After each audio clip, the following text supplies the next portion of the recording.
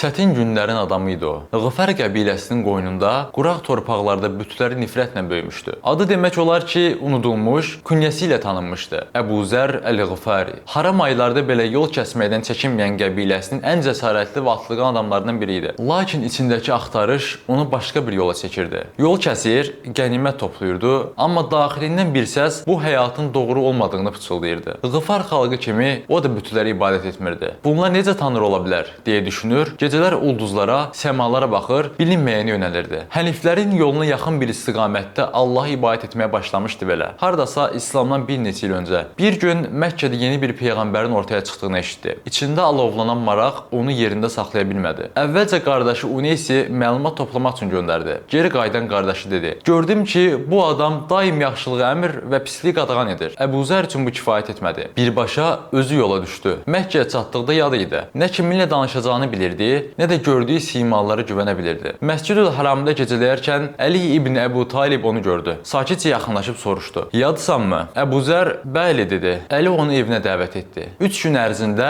nə biri bir şey soruşdu, nə də digəri bir şey danışdı. Nəhayət, 3-cü gün Əbu Zər əsl niyyətini açıqladı. Əli ona Rəsulullahı harda tapa biləcəyini izah etdi. Səhər gün diqqətlə və təmkinlə hərəkət edərək Rəsulullahın yanına çatdı. Əbu Zər elə ilk baxışdan onun nuruna valih oldu. "Əsselamu aleykə ya Rəsulullah" dedi və kəlmə şəhadət gətirdi. O andan etibarən yeni bir həyata, tamamilə yeni bir həqiqətə doğulmuşdu. Rəsulullah ona müsəlman olduğunu gizli saxlamağını və qəbiləsinə qayıdıb onları dəvət etməsini əmr etdi. Amma Əbu Zərrin ürəyi daşımaq üzrə idi. Məscidə getdi və Qureyş müşriklərinin ortasına qışqırdı: "Ey Qureyş topluluğu, Allahdan başqa ilah yoxdur. Muhammed onun qulu və elçisidir." Qəzəblənən müşriklər onu döyməyə başladılar. Əgər Abbas ibn Əbdülmüttəlib vaxtında gəlməsəydi, onu öldürəcəkdilər. O gecə yaralı halda peyğəmbərin yanına qayıtdı. Rəsulullah ona bir daha qəbiləsinə qayıtmasını, eşitdiklərini onlara danışmasını və açıq dəvət zamanını gözləməsini söylədi. Əbu Zər Ğıfara qayıtdı. Artıq o yalnız döyüşçü deyil, bir dəvətçi idi. Ğıfar qəbiləsinin yarısı onun sayəsində İslamı qəbul etdi. İslamın sadə,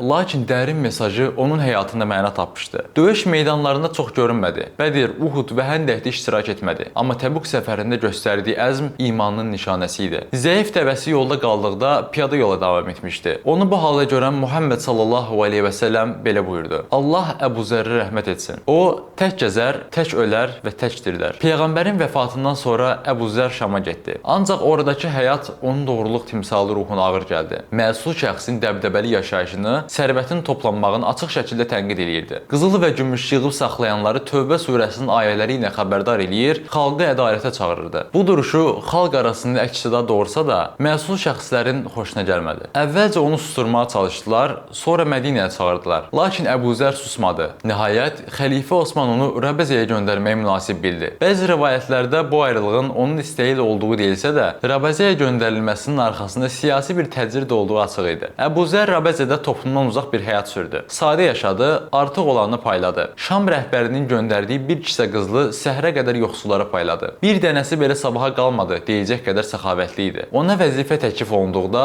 Rəsulullah mənə əmr etməyincə heç bir şey istəmərəm deyərək imtina etdi. Qulluqçuları ilə eyni yemək yeyər, eyni paltarı geyinərdi. Peyğəmbərimiz sallallahu aleyhi və səlləm onun haqqında belə demişdi: "Yer üzü Əbu Zərdən daha doğru danışan birini daşımamış, göy üzü onun kimisini kölgələməmişdir." Vəfatı da həyatı kimi səssiz və nümayişsiz oldu. Rəbəzədə bir neçə heyvan və təvazökar əşyaları ilə baş-başa ruhunu Allaha təslim etdi. Yanında yalnız həyat yoldaşı, qızı və bir xidmətçisi var idi. Yoldan keçən bir karvanla gələn Abdullah ibn Məsud və ya Cərir ibn Abdullah onun cənazə namazını qıldırdı. Kainata sığmayan bir həqiqət adamı beləliklə səhranın ortasında Rəbbinə qovuşdu.